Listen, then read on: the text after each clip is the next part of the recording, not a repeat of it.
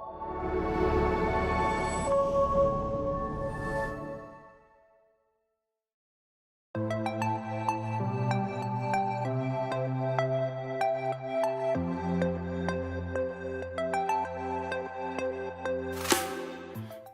people say, what is Piscean Energetics? Like, what's your elevator pitch? Like, I'm like, how many floors are we going? I can say, we're a fish food manufacturer, or we're an environmental restoration company, or, right?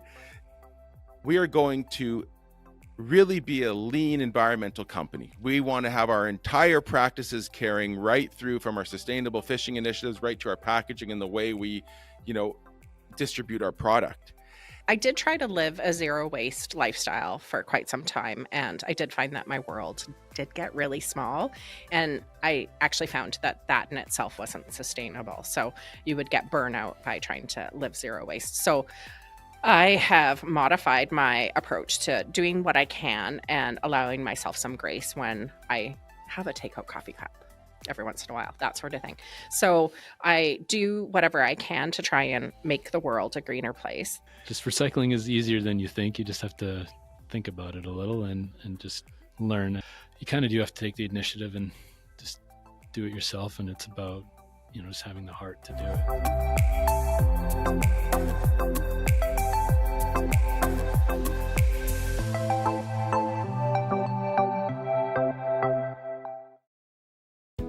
Hi, I'm Sue. And I'm Heath. Together, we've created the Backyards to Boardrooms video podcast series.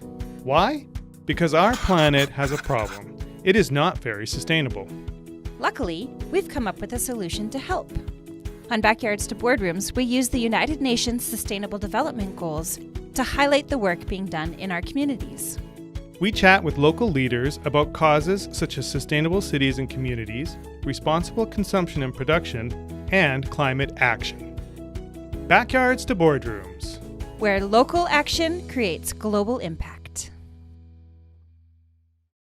So welcome to episode 4, Backyards to Boardrooms. This is almost halfway through our 8-part series. We are on to talking about waste management, but it's so much more than waste management. It is. It is. What was that? What did you say? I said, right, Heath? Right.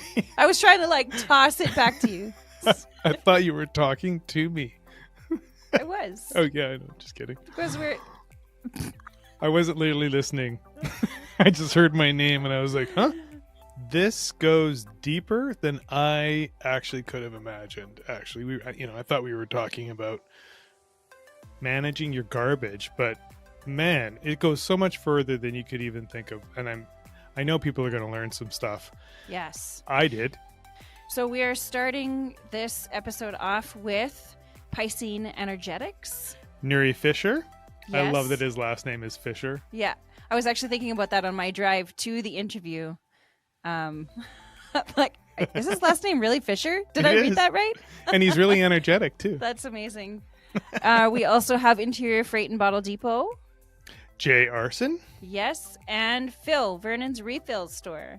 Teresa Sanders. Yep. So let's roll into the episodes and enjoy. Enjoy.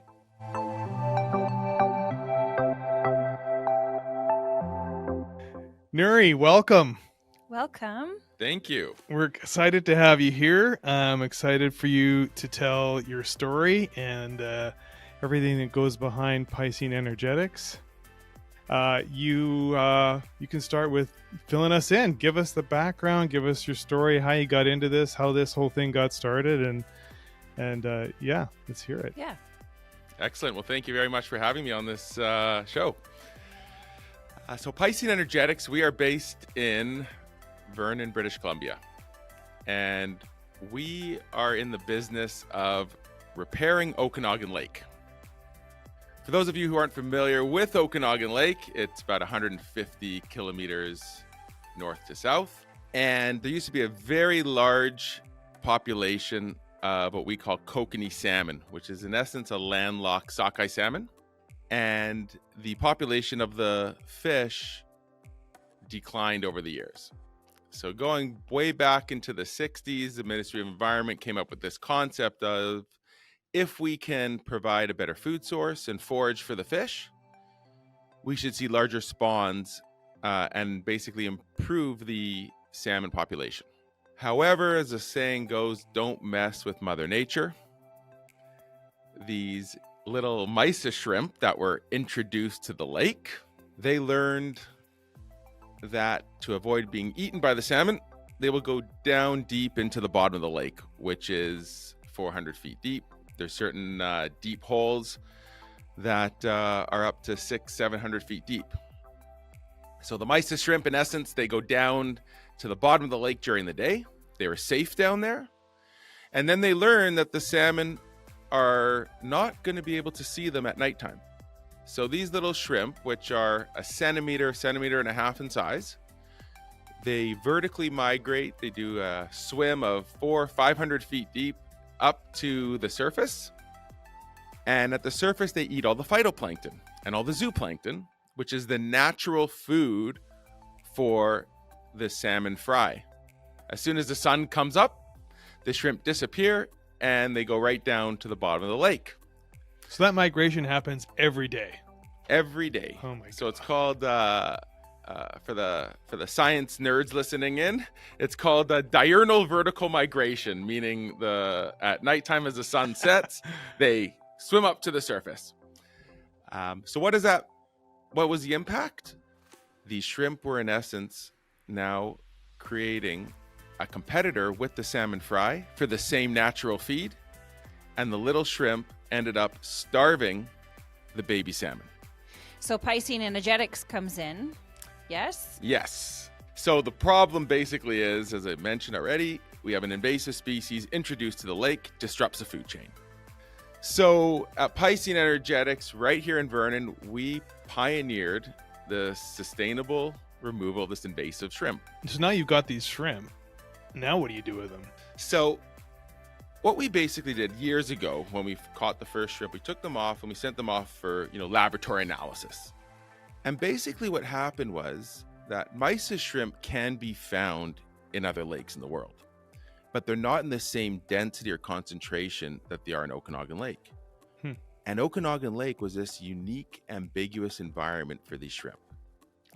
So when we look at Okanagan Lake, and I mentioned earlier, it's, average depth is in excess of 300-400 feet. There's no real tides or currents in Okanagan Lake. So if a shrimp wants to eat, it has to actively swim, 20,000 times its body length from the depth of the lake to 20-30 feet below the surface to feed.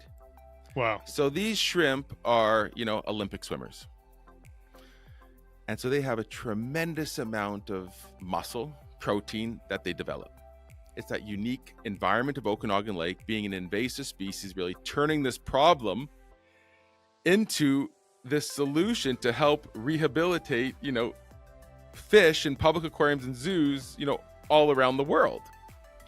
When we have public aquariums and zoos, many of them, which are not for profit, many of them are state owned, they're on tight budgets. And, one of the things about zoos and aquariums is their mandate is education, environmental conservation, awareness. Well, Piscine Energetics is putting as much product that they can in every single package. Our product, for example, has 6 times the amount of food as other frozen fish food manufacturers. In the same size package. In the same size package. Yeah. Right. We want to have our entire practices carrying right through from our sustainable fishing initiatives right to our packaging and the way we, distribute our product. And it's when we had our biologists at these aquariums who are actually physically using our product every day saying, you know what? We used to have to put 5 packages of this fish food in this exhibit. Now we only need to put 1 package of this Piscine Energetics mysis shrimp in there. And all of a sudden they're saying, you know what? Instead of having to use 5 poly bags and put that in the garbage every day, they only need to use 1. But then you times that by 365 and you times that by some of these aquariums that have, huge exhibits, and then you times it by the 500 or, there's over 2,000 public aquariums in North America. It is a huge, huge impact. Mm-hmm. I'm just thinking about the circular, Yeah. the whole point of what you're doing is saving the salmon in our lake. The point of aquariums is to conserve environment and educate. But in order for them to run, they create waste. And I'm making shadows on my face. In order for them to run, they create waste. And waste is counterintuitive to the whole environmental initiative, because where does that plastic end up, right? Mhm. If it doesn't get recycled, or if it's not taken care of responsibly, then it ends up in our oceans, making the situation worse again. Mm-hmm. Exactly. There's three main markets that Piscine Energetics is supplying. One is zoos and public aquariums. The second is aquaculture and provincial and state hatcheries. But the other market that we sell into is the home aquarium hobbyist. In North America, there's close to 20 million homeowners that have aquariums in their home. That's crazy. Yeah. Wow. And Piscine Energetics provides a sustainable option to cut down on everyone's plastic footprint by a factor of 5. Wow. There's one guarantee I give to all of our zoo, public aquarium clients, any one of our clients. I say, when it comes to price and the economics and the environment, I say the only guarantee I can give you is the lower price you pay will be the greater environmental impact. Heath, you had something?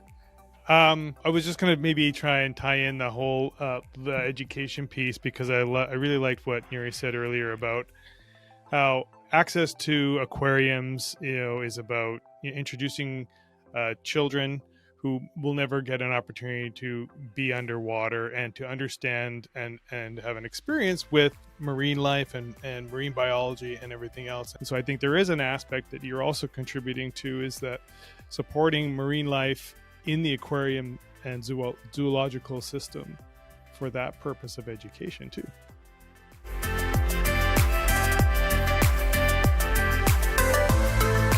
Today we have with us the wonderful and talented Teresa Sanders, owner and visionary of Vernon's Fill Store, or Vernon's Refill Store, what I should be saying. And absolute visionary. Teresa, I was reading through your website. Rooting? Did I say rooting? I was reading. Rummaging? Through your website.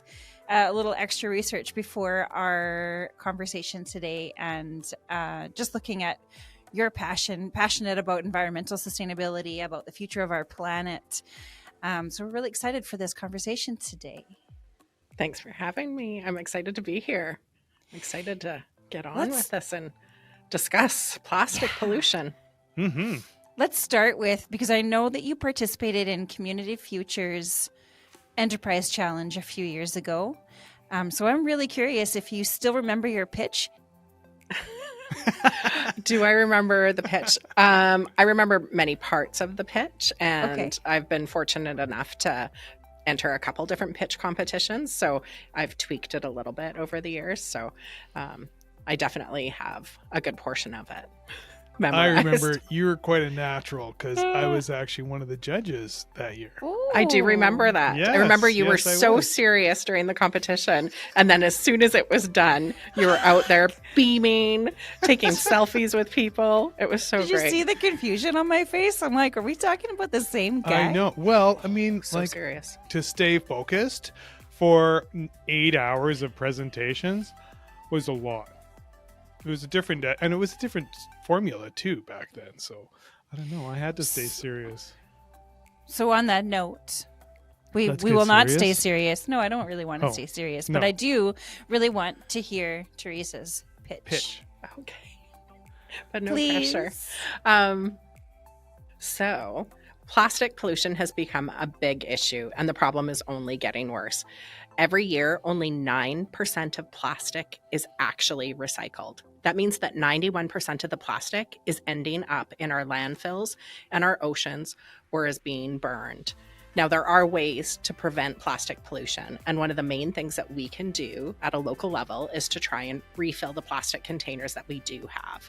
And that's where Vernon's Refill Store comes into play. We offer plant-based and organic household cleaning and hygiene products. that you can refill so you can keep using your same container over and over again. To date, we have saved over 250,000 plastic containers from entering the landfill or our oceans. So to put that in Canadian terms, that's over 140 hockey rinks full of plastic. Oh my God. You're on a mission. That's a Yes. visual. Hey, that's amazing. And so we're on Backyards to Boardrooms, we're not just talking about environmental sustainability, which Phil plays a big part in. We're also talking about economic and social sustainability. And so I really want to dig into your why behind Phil. My why would be based on so many different things. My main focus was definitely on trying to protect the marine life. When you look at the 5 massive plastic islands that are floating around, they are growing in size. I think it's every 3 minutes, a dump truck of garbage and plastic pollution gets dumped into the oceans. So we are using a lot of plastic and our use is getting worse. And we thought that recycling was the issue when we know now that we can't rely on a system that is 1, broken, but 2, is not a super successful system.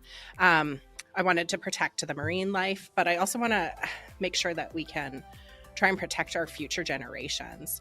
There is a saying that talks about our future generations and our past generations. We do not actually inherit the earth from our ancestors, but instead we actually borrow from our future generations. So everything that we're doing right now does impact the future generations. So that is one of my main reasons why is we know that sustainability is something we need to focus on. We know that we're seeing climate change around the earth. We need to do whatever we can to try and protect our future generations. So one thing we can do, and I could do, was to try and reduce plastic pollution. And something that I didn't really anticipate when opening Phil was the aspect of keeping clean ingredients in our water systems. So anything that we put down our drain goes into our water systems, actually goes into our food supply. So when we're looking at the clean ingredients of the Phil products, we're preventing any of the toxins that you would find in conventional products from going down the drain. Now, most of us don't think of our products as being very toxic, but when you look at something like laundry soap, there's actually 12 different toxins in there that we use every day, and it goes into our water system. So one of the added bonuses to having Phil was that I can feel confident that whatever products we're using are going into our water system and we're not going to be making our waterways worse or more toxic. So that was a definite bonus to opening Phil. Yeah, amazing. That was, and just, in my own experience with Phil it was exactly that. When we started a little Airbnb on our property, we're on a septic system, so we're always pretty conscious about using products that are biodegradable in our septic system. And coming to Phil, it was like I wanted to have some shampoo and some body wash and some conditioner, and that's exactly what you guys have. It's all completely safe for our septic system. Plus, you refill it. You labeled the bottles so that we can just use the same bottles every time, just get them topped up. It's an amazing system. I think it's great. One of the things that we do to help the people that live in Vernon reduce their plastic pollution is we actually take donated bottles that we then sanitize and then put back into circulation. So we have completely bypassed all the steps that it would take to make a plastic bottle into a new plastic bottle. We don't have the need to put it into the recycling bin, have it picked up, have it transported to the recycling depot to be sorted, then take it to someplace to be processed to make into new plastics, then to go back to a manufacturer, then to be filled, and then go back to the shelf in a grocery store to be sold. We're helping eliminate that step, which has a huge environmental impact, but it is super efficient, and it's a great way for us to help reduce what goes into our recycling at the curbside. So a lot of our families that shop at Phil end up saying, we barely have any recycling at this point. And I'm not saying that recycling is a horrible thing, because clearly there's a need for it. But when you look at the success rate of it, it really throws into question as to why we should rely on a system that isn't necessarily doing what it's set out to do. Interesting. Super Point, interesting. actually, yeah. And so we're learning that then at Phil, you reuse bottles. You take other people's bottles and reuse those. You're putting natural products with less chemicals or no chemicals into those bottles so that it then doesn't leach into our water systems. Super important. Water systems are super, especially in a country like Canada, where like the middle of the country doesn't necessarily have direct access to ocean water. So then there's a need to really be taking care of those ecosystems and that life. What else do you do at Phil that we may not know about? We try to participate in a circular economy as much as possible. So when you look at a circular economy, the product is returned back to the manufacturer to then be refilled. So we really don't have any waste that we have that's appreciable. We might have a small garbage bag, like a box that would be like 30 centimeters by 20 centimeters big. And we'll probably have that amount of garbage every 2 weeks. So we really do try to live our sustainability mission and to be as zero waste as possible. So we have 20-liter buckets that go back to West Kelowna. They get refilled with the dish soap and the laundry soap and the hand soaps that we purchase, and we keep those in circulation as long as possible. Any of our suppliers that are local suppliers, they get their containers back. So if we get a big refill tub of face lotion, we send it back to the manufacturer in Armstrong. So someone like Homme Naturel, they will take it back, sanitize it, fill it, and then we keep it in circulation as long as possible. We do try to focus on local vendors as much as possible. We are very lucky to live in the Okanagan, and we have some really, really amazing vendors. So we're very fortunate that the local products we have are ones that are amazing, tried, tested, true, and big fan following locally. So that's great. I love that contribution to sustainability, about that keeping it local, making sure that our local business owners are supported, and that circular economy. Oh, it's so good. I don't know what else to say. Yeah. And the other thing that you brought to my attention too that I didn't really consider is the recycling of products and how much travel is involved in that, and machinery and equipment, and like you don't actually think about it. You're thinking, oh, I'm recycling, I'm doing a really good job, and yeah, we have to have that in place, but there's a lot of resources are used in order to keep that system flowing, right? So absolutely. So when you look at reduce, reuse, recycle, we're not necessarily wanting to focus on recycle as the main step. That should be your last step to look at. We should be looking at reducing number one, reusing as much as possible. And then there are other ones that we should be using for the R's, like not just limiting it to those three. When we look at rot, that is an amazing thing that you can do to help make your community more sustainable, is taking your food scraps and composting them and bringing them back to the earth to give the nutrients back. We've got to add rot to that lineup. We reduce, reuse, rot, and recycle. Yeah. And refill. And refill. Oh, yeah. Yeah, nailed it. So okay. We're going to change it. That's it. It's official. We have that kind of power.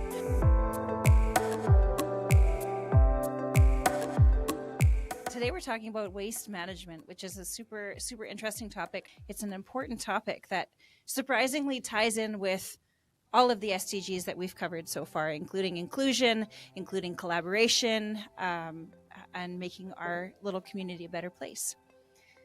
So with us today, we have Jay Arson from Interior Freight and Bottle Depot. Welcome, Jay. Welcome, Jay. Thanks for having me. You're very welcome. Thanks for being here. And this is your first podcast, right? It's my very first. So You're doing great so far. So far, so good, eh? Okay. A1 for talking into the microphone. So Jay, you might want to boost your sound a little bit. Okay. How's that? Better? Yeah, that's better. Okay. How's my sound? It's very nice. Do I, oh yeah, is that good? You got a good radio voice too. I got start singing some Johnny Cash or what? Yeah. Take us through this interview one for with us, some we'll vocals. take it. Jay, will you give us a little self-introduction? We were chatting a little bit before this interview about how you got into working in waste management in Interior Freight and Bottle Depot.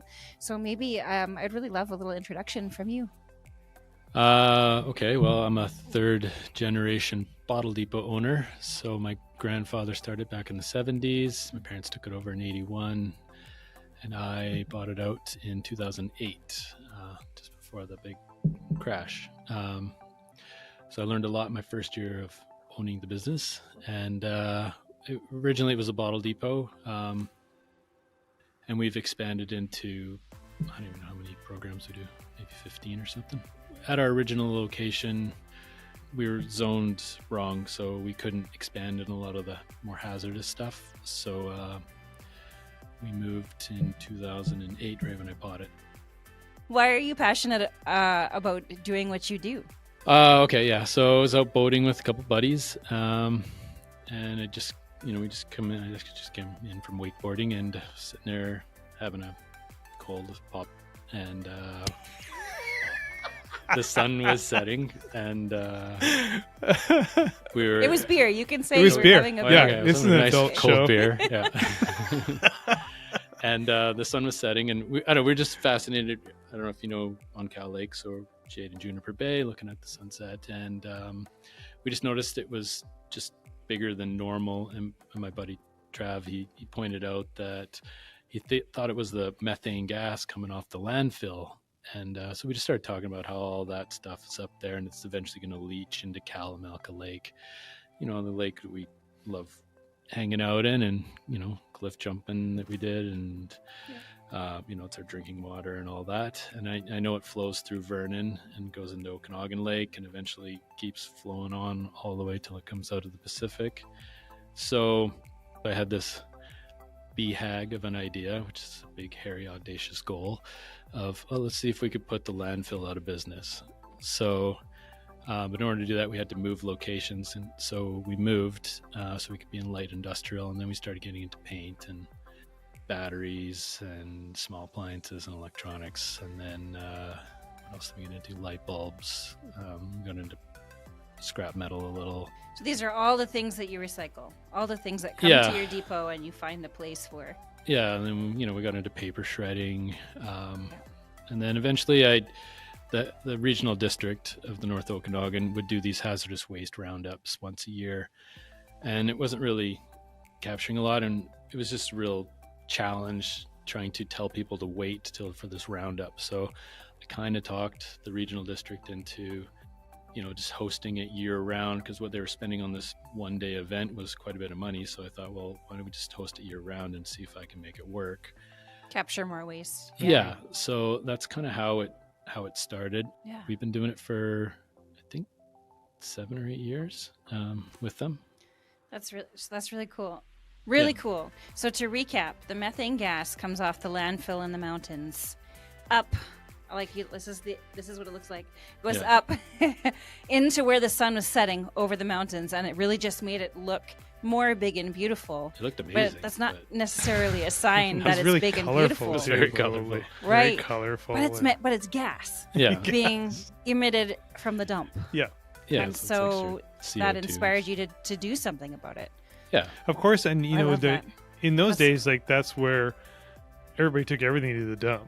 I mean, there was no real controls on what you could and couldn't throw in the garbage. And there wasn't a lot of other options as far as where people could take things either. Like, I remember when recycling used to be really just about bottles and cans, beer cans and pop bottles and things that you could get a deposit back on. I mean, that's why people took their bottles to the bottle depot, because they got money back. It was an incentive, sure. It's true. Yeah. I mean, we expanded into the kind of the household stuff, which is your curbside stuff, back in 1996. So we actually started it before Vernon had a blue bag system. And eventually they did start the blue bag, I think about a year or two after we did. So you guys were actually doing the pickups? No, we were you were we just had a collecting. Just taking depot, the Oh, you were items. taking Yeah. it in. and we were right, sorting it and then sending Right. it out, because you had to sort the commodities. Like back then you had to sort the plastics into number 1 PET, number 2 HDPE. Oh, yeah, right. I remember that. Yeah. Yeah, and then one of the things that we took was tin cans, so soup cans and stuff, and we were just hauling them to Kelowna to Action Metals at the time. And I mean, eventually it turned into EPR, which is Extended Producer Responsibility, and that happened in 2014. At the time, it was called Multi-Material BC. It's now called Recycle BC. So that's a government-regulated program that holds the producers responsible for their products. Moved us from handling everything as a commodity into just kind of a set program, which was really nice to help with the cash flow. But Well, you mentioned too, a lot of our recycling, a lot of these programs and initiatives all keep our waste within BC. Like we manage a lot of the stuff here in the province, right? yeah, because we have these extended producer responsibility organizations. They're called stewardships or PROs, which is Producer Responsible Organization. They've kind of been able to collaborate a bit more with some business, so there's some stability there. And so one of them is we have a Merlin Plastics down in Vancouver. It's on Annecy Island.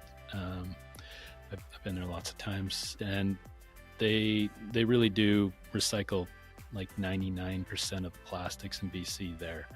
So Wow. I know you see these things where the stuff gets shipped, on a barge somewhere and ends up in India or Indonesia or China or whatever, and that does happen around the world. But in BC, we just happen to have a company that does it right here in BC. So That's something to be proud of, hey? Can we go through, because you were listing earlier all of the things that you can recycle at your depot. That's a good idea.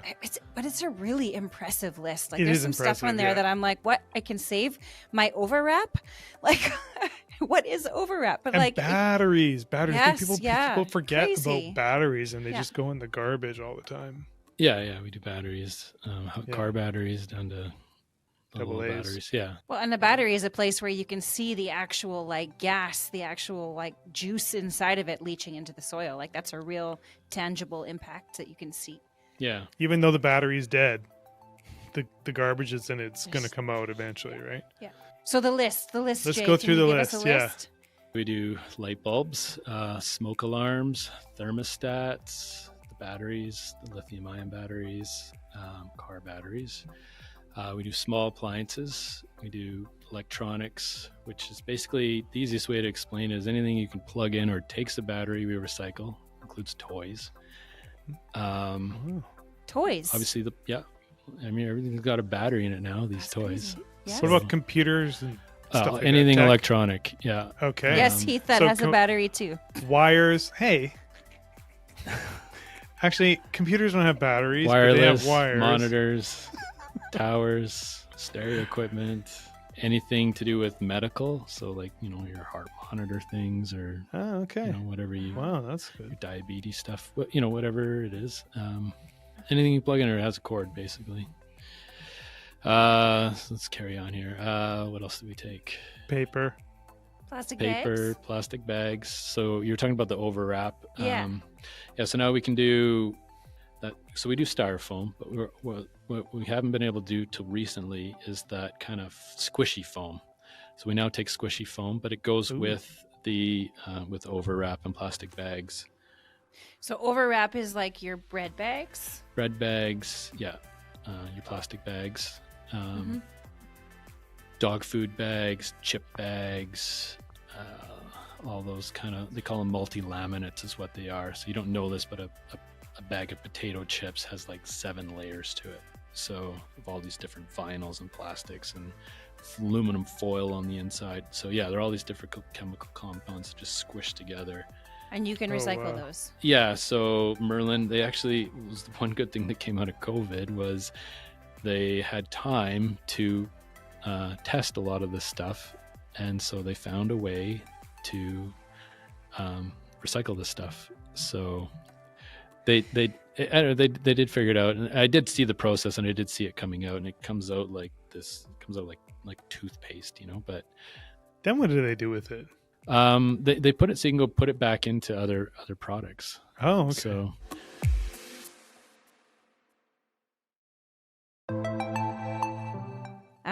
So like with anything in sustainability, when it comes to community action, I mean, that's the whole goal with Backyards to Boardrooms too, is to inspire community action. Right. When it comes to waste management, there's some real tangible things that you can do to help save the environment, to help make things a little bit better, reducing that waste and consumption. Yep, simple everyday habits that we can adopt that will have, as a community, if everyone contributed in a way a little bit more every day, would have global impact.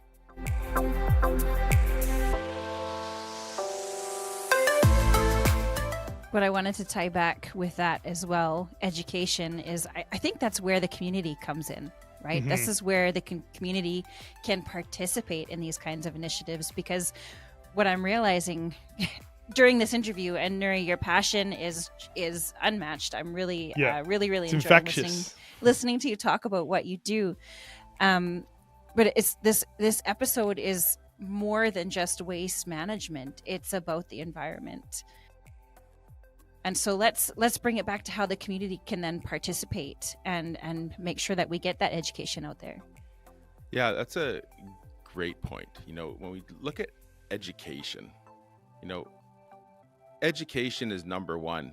When people talk about, sustainability and conservation, they're great buzzwords, but you really need the education to start. That's the foundation of everything else. Look at our kids. You want to say to them, "Oh, I want to go into finance. I want to be an accountant." Well, you don't wake up one day and say, "I want to be an accountant." It all starts with education.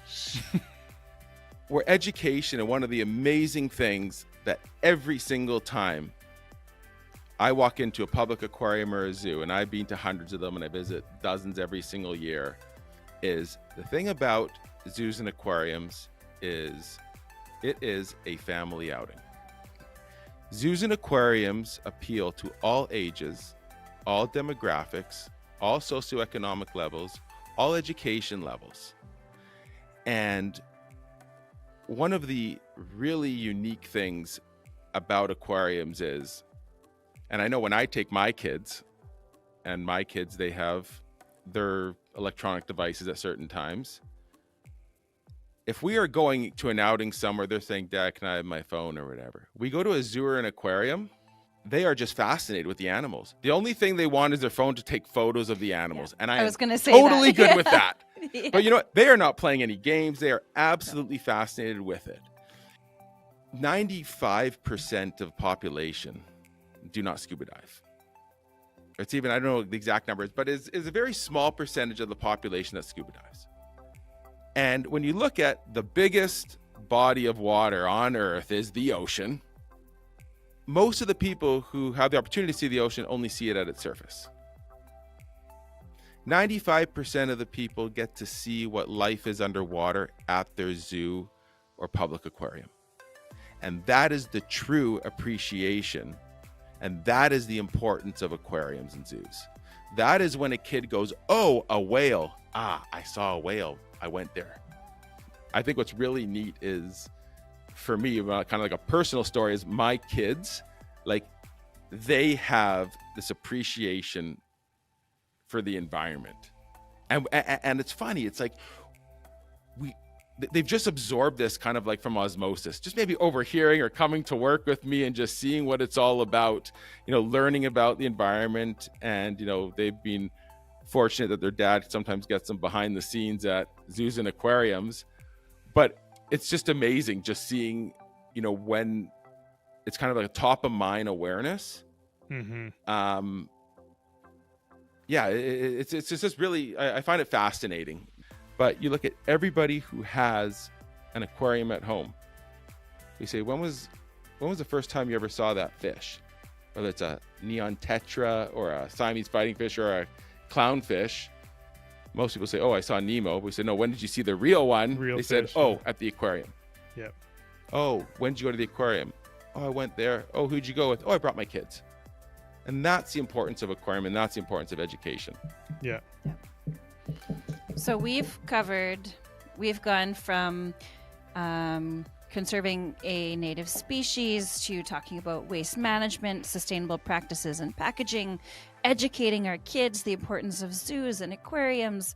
We have covered so much ground in this episode. My last question is, who is your biggest client? Great question. You know what? Well, I'd say our biggest single customer is a whale shark. Yeah, that's what I was looking for.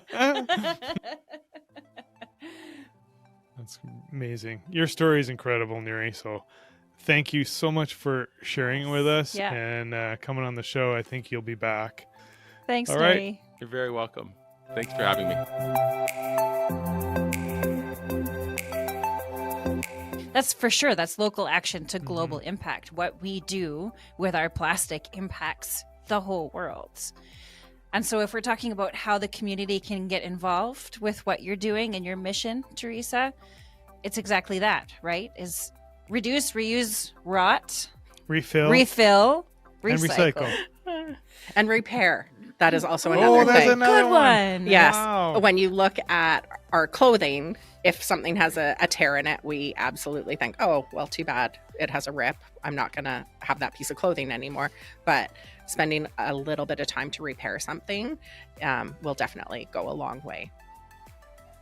So the issue of plastic pollution has become so pervasive that we are actually consuming plastic in our diet. You do see plastic in our bloodstream. You see plastic crossing the blood-brain barrier. You see newborns with plastic in the placenta. So it is crossing the placenta.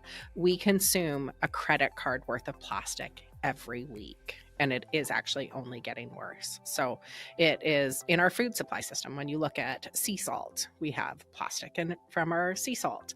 We have plastic that is in a dust form that is now, they find it in beer. So it is actually in our food system, and we are consuming quite a bit of it. So it is starting to become a pretty big issue that we need to address.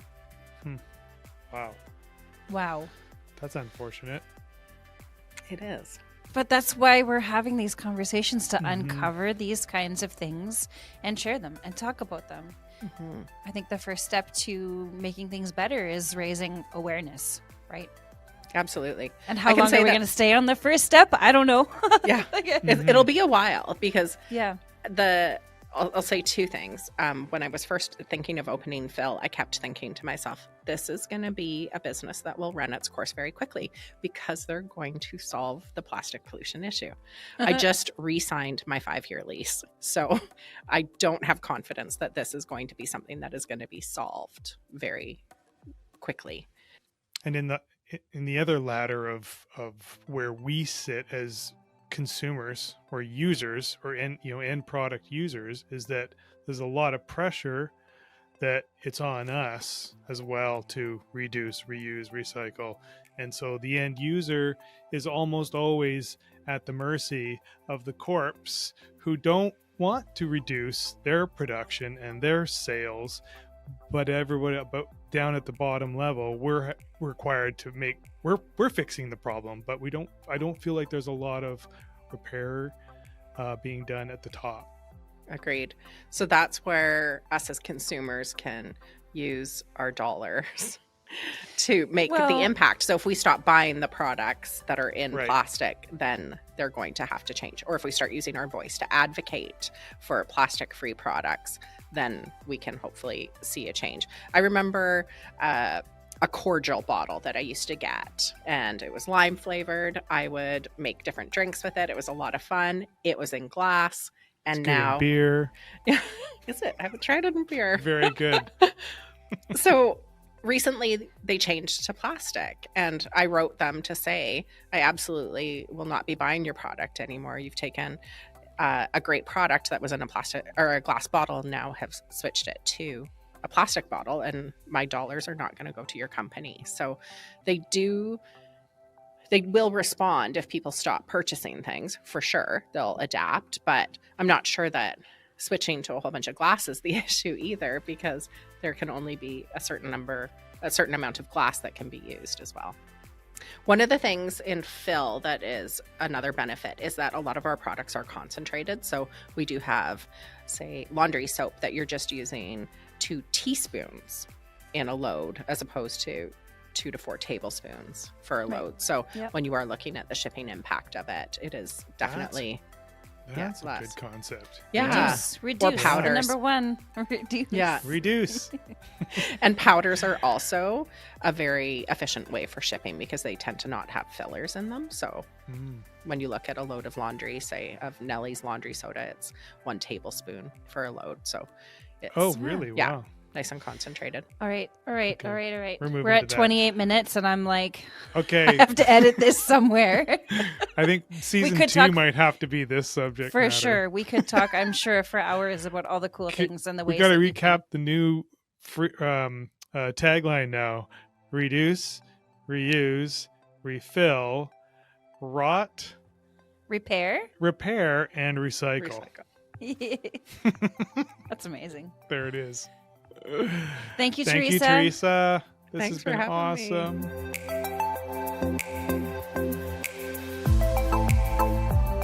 So I'm thinking about the fact that we're on the coast of Canada. We're on the Pacific Ocean.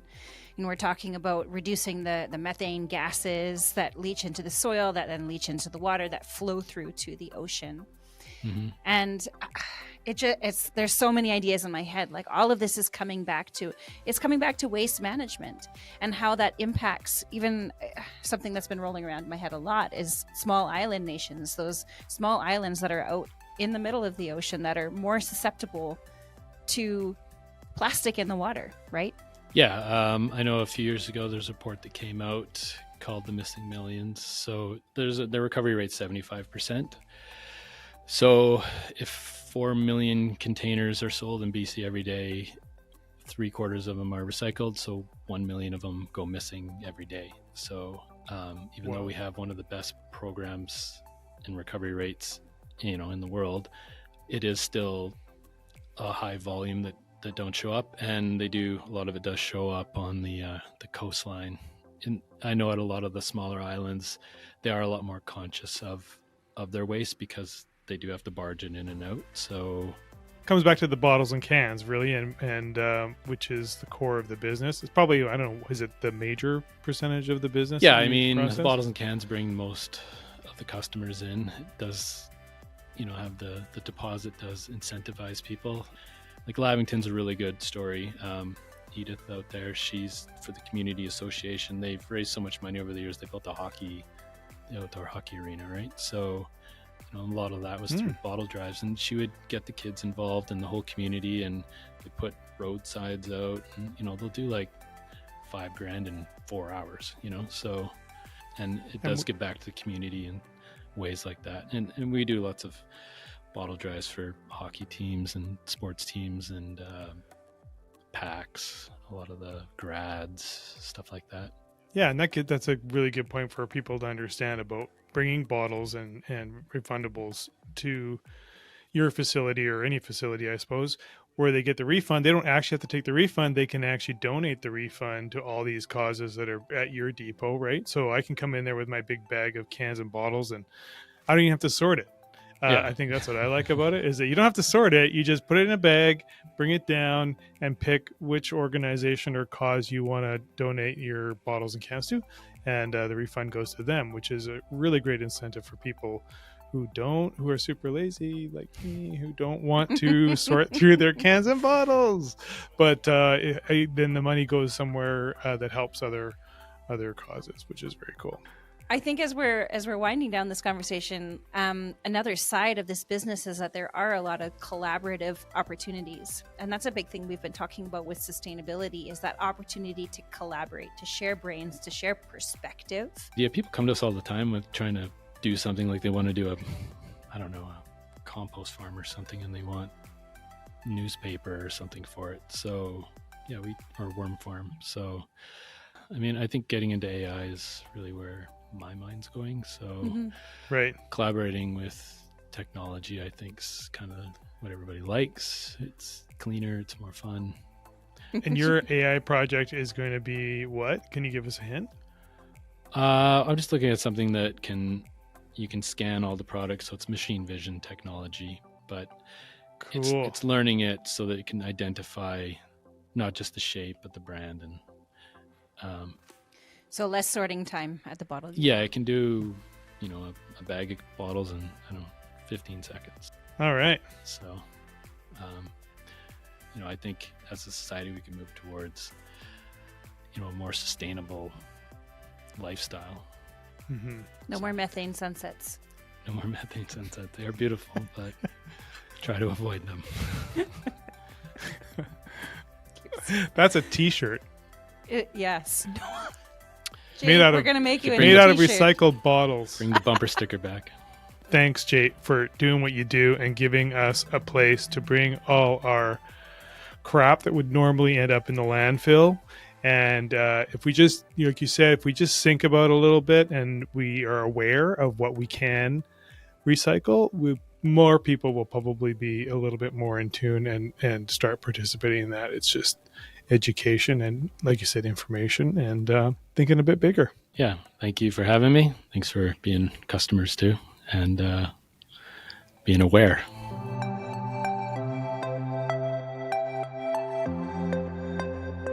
I honestly, there's so many more connections to multiple sustainable development goals, multiple points of sustainability through this episode that we called waste management, but it's about so much more than just managing waste. There's a lot going on in this episode. Yeah, so 3 really not surprisingly great. I knew they were going to be great conversations, but I learned so much. Oh man. And interestingly enough, they're all private sector businesses. And so they're all people who had a passion and a reason behind why they wanted to do what they do, and everything they do on a daily basis, is rooted in sustainability. For sure. And our chats before and after and even during our podcast recordings were all around what are the next steps? What's the next thing that they're going to do that's sustainable? Yeah.